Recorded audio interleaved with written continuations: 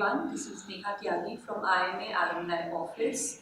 We have here with us Anuradha, and she's just received the award. Congratulations.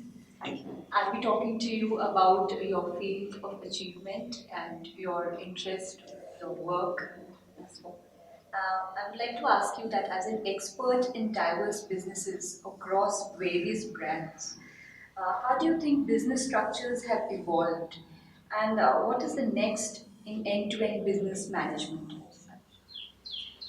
Thank you for the question. I think the biggest change that I've seen over the last 20 years in the way brands and businesses are shaping themselves is that they're becoming much more purpose driven.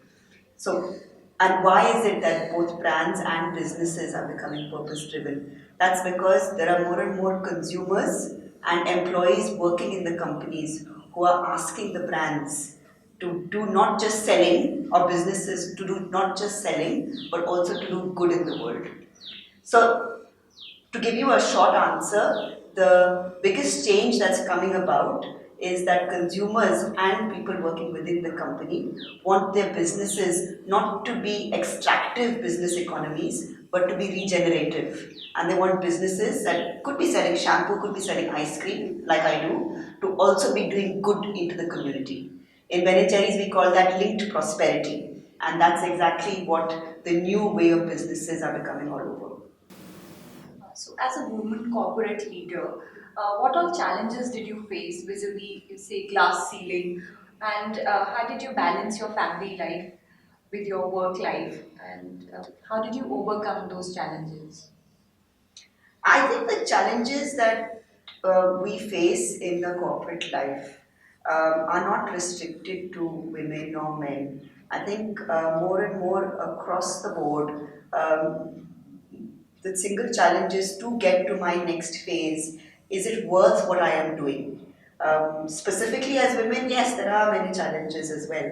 So when my daughter was 3 or 4, someone asked her what does she want to be when she becomes big. And she said she wants to be a nanny who looks after kids whose parents, whose mums have left them and gone to work. Now, what she was doing was she was, putting a knife in and and it hurt. And it's very often that women at this stage leave the corporate life because what they're getting out of it is just not what is not worth what they're losing at home. And that's why I think it's really important that businesses spend time, not just with women, but also with men, to really help them find their purpose. What is that long-term perspective that employees should have as far as why they're working? Because when you get that long-term perspective, then it's easier for you to manage all these difficulties that you get, whether it is balancing the home or whether it is fighting the glass ceiling.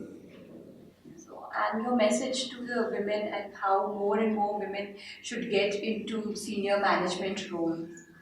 I think it's important to have role models, but I think it's not only important to have role models. I think policies have become much, much more gender neutral now, really encouraging men to take paternity leave as much as women to take paternity leave. And when men take paternity leave, they realize the importance of women in the organization as well, and they realize the value of or the sacrifice that parents have to make, and then automatically things start becoming slightly better. So it's really the importance of gender neutral policies that are pro families, pro balanced life, pro your whole self that are more important. As we see that you've had a global career, so how did IIMA prepare you for it? See, IIMA is the foundation that really gives you the confidence to go out and do whatever you want to do. I've never doubted myself. If I've changed continents, I've gone into different places, different organizations, different type of businesses. I spent most of my year in most of my life in Europe, yeah, where it's not a I don't know the language in many of the countries, and it's culturally different as well. But I've never felt that I'm not capable. And the reason for that is because I know I've come from the best institute here, and that confidence that you get is allows you to really compete with anyone, and you know that you have the capability. And that confidence, one, comes from being in this best university, but also comes from the rigor of the education that we've got here. So by far, it's the best foundation anyone can get. So, what is the moolah of being effective brand manager and a strategist? I'm going to come back to the same point I made when you asked me the question about one of the earlier questions. Uh, the real point is knowing what your strength is and what is the kind of impact that you want to make.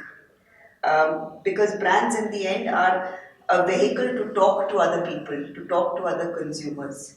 Uh, at Dove, when I was the brand manager and global brand manager at Dove, we had just started the campaign on real beauty to expose the fakeness and the retouchedness in advertising. And by doing that, really change the perspective of how women view themselves.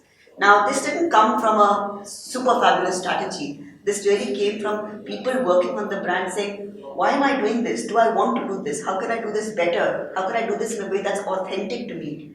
And time and again, I've seen that that's the most important thing. So, really being authentic and putting your purpose very linked with the purpose of the business and the brand. So, because the brands are not just a commercial success, but also have a message to it, as all your brands do. Yes. So, and what does this award mean to you? I was very honored to receive this award. It gave me a chance to reflect, actually, which is a rare thing, time to reflect. But it gave me a chance to reflect on my 22 years of my career and really be thankful for all the support, advice, encouragement that I've got throughout my career, but also starting here at Ahmedabad. So, thank you so much. It was amazing talking to you.